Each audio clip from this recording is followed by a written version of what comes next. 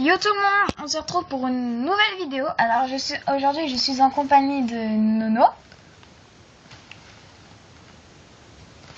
Yo tout le monde. Voilà. C'est génial. Donc aujourd'hui nous allons faire un thread de 3 vraies histoires d'horreur de Squeezie. Hein, voilà. Et on veut que vous flippez votre mère. Exactement. Allez. C'est une vidéo réaction. Voilà, Allez. donc ça commence. C'est parti. Je vais mettre bien fort le son hein, parce que... Coucou.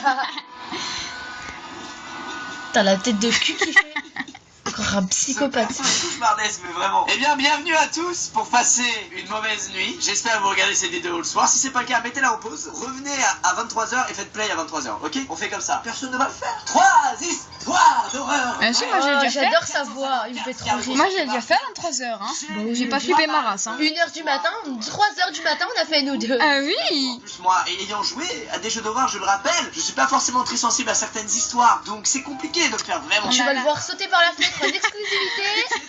Des choses. Voilà, Il y hein. a toujours une mécanique précisément qui me fait flipper, qui me donne Avec des le, frissons. Je le déteste, poster, c'est la là, fameuse en fond. Intrusion. Par Hein. intrusion, je veux dire intrusion chez quelqu'un, donc quelqu'un qui vient chez toi alors que c'est chez toi et que tu sais pas qui c'est et il est là. Cette mécanique-là, ça me fait vraiment flipper. Il y a 2 histoires qui traitent de ça et une autre qui traite d'autre chose, donc encore plus là-dedans. Bref, messieurs, dames, installez-vous confortablement dans votre lit, éteignez les lumières et allons-y. Et là, si j'étais un youtubeur stylé, il y aurait une intro dédiée à ce type de vidéo.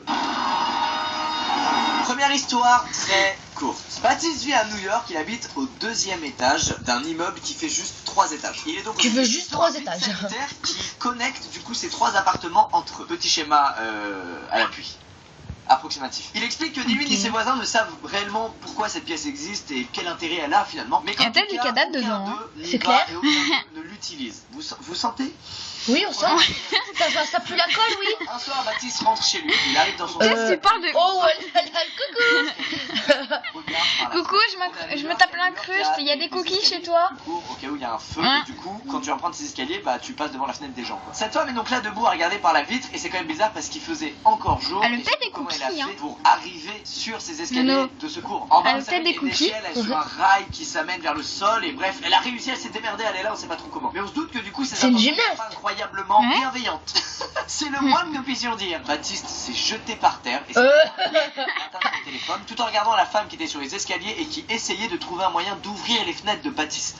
Ça y est, j'ai peur, c'est officiel. Je les petits regards derrière. Baptiste a enfin pu aller dans sa chambre pour choper son téléphone et pour appeler le propriétaire de l'appartement afin qu'ils appellent la police et qu'il y ait une enquête sur ça, quoi. Après ça, Baptiste est retourné dans son salon pour voir si elle était encore là et non, aucun visuel. Mais d'un coup, il a entendu un gros bruit qui venait de son plafond. Il explique que son plafond, c'est un plafond fait en dalles de liège. Vous savez, c'est les trucs qu'on peut soulever et décaler. C'est les plafonds les moins rassurants du monde, qu'on se le dise. Après avoir entendu du bruit venir de là-haut, donc regardez ce qui se passait là d'où venait le Sûrement bruit. les Il a moins vu solides une aussi. dalle se soulever, être décalée sur le côté et il a vu le reflet de la lumière dans ce qui s'apparentait à être 2 yeux dans le noir. Il regarde bien derrière. Il explique alors qu'il a aucune Le idée flip de comment total, il a hein. fait pour atteindre le fameux vide sanitaire, mais qu'il a chopé un balai et qu'il a commencé à Non, taper mais- dans Il les cheveux avec le barrière. Wouh, wouh. qu'elle n'était plus là et il s'est décidé du coup à appeler lui-même la police et à leur dire de rappliquer en vitesse pour enquêter. Mais malheureusement ça n'a rien donné, les flics sont venus, ils ont checké les chambres, le salon, le vide sanitaire, le faux plafond, l'issue de secours et ça n'a rien donné. Mais Baptiste a eu des news. Un petit volatilise. quelques jours plus tard, Des news de la police puisqu'ils l'ont trouvé dans les escaliers de secours d'un autre appartement très proche de chez lui. Ils lui ont dit que c'était en fait une personne qui se droguait et qu'elle avait été extrêmement violente à leur égard quand ils ont voulu l'arrêter. Baptiste explique qu'il est bien content qu'elle ait été chopée mais qu'il sait pas si c'était vraiment elle dans son faux plafond ou pas. Donc ça se trouve, la personne qui était dans son faux plafond est toujours en totale liberté. Yes! Yeah.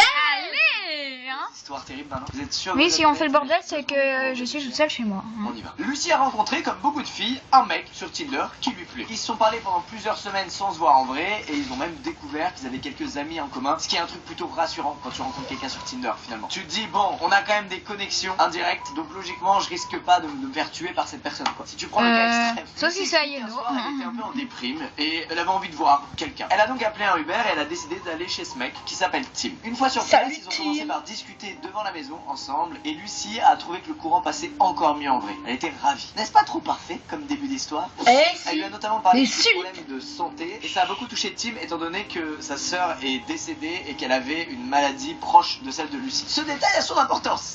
Ils sont donc rentrés dans la maison et en entrant, première remarque de Lucie, la maison ressemblait en gros à une sorte d'unité de stockage mais avec plein de trucs partout, très encombré. Tim l'a alors emmené dans sa chambre pour Netflix and chill, vous connaissez. Ils se sont posés dans le lit, ils ont parlé pendant pas mal de temps. La soirée se finit normalement et tous deux s'endorment dans le lit de Tim. Et elle a aucune remarque spéciale à faire à part que c'était un peu féminin comme déco, etc. Mais Ouais. tu fais ce qu'il veut. Mais alors, où ça? Bah oui, c'est son, Attendez, c'est son choix. attendez qu'elle se réveille. Lucie se réveille vers 10h du mat à cause d'une horrible odeur. Elle explique que ça sentait comme s'il y avait 1000 rats décédés sous le plancher de la maison. La nuit étant passée, oh Lucie la n'avait plus vache. d'alcool dans le sang, elle avait totalement décuvé et elle avait donc un meilleur sens de l'observation. Elle se met à regarder autour d'elle et elle remarque que dans la penderie, il n'y a que des vêtements de fille. Elle va d'abord se dire que Tim a une copine et que c'est les fringues de sa copine et que du coup il a trompé sa meuf avec elle et c'est chaud. Elle s'est alors assise sur le lit et elle a regardé l'oreiller sur lequel elle venait de passer la nuit. Et elle constate qu'il n'y avait pas de thé d'oreiller sur l'oreiller et que surtout il y avait du sang, du vieux sang séché, comme si quelqu'un avait toussé du sang sur son oreiller. Allez,